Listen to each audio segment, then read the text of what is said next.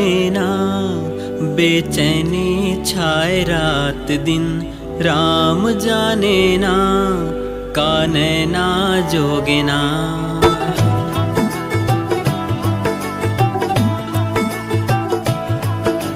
राम जाने ना, बेचैनी छाए रात दिन।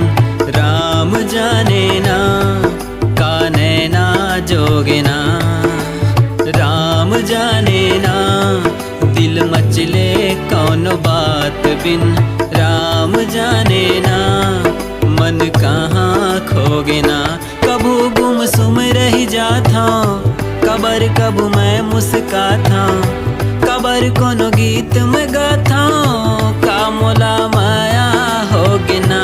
नींद नहीं आवे रतिया, सुझे आनी बानी कछु बतिया। लेवाओ घेरी बेरी करवटिया, का मोला माया होगे ना।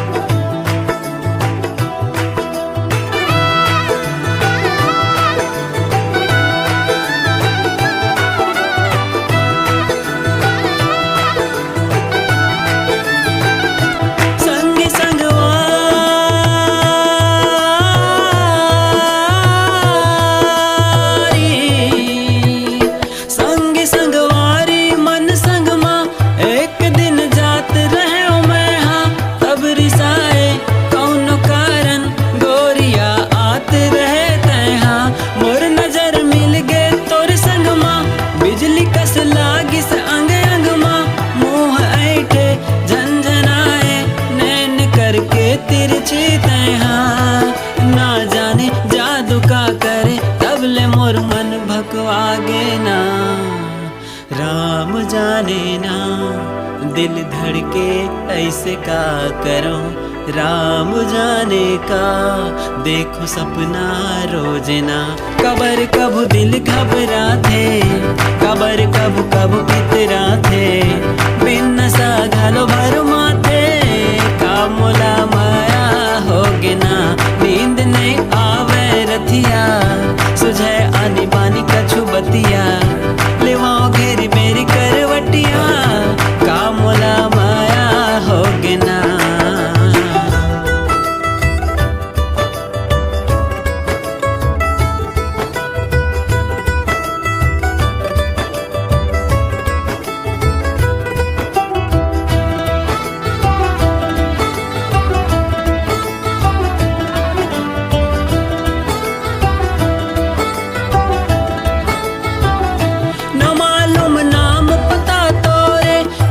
सुमरत है मन मोरे, करके घायल एक छिनमा। लेगे दिल एक नजर तोरे, लेके चेहरा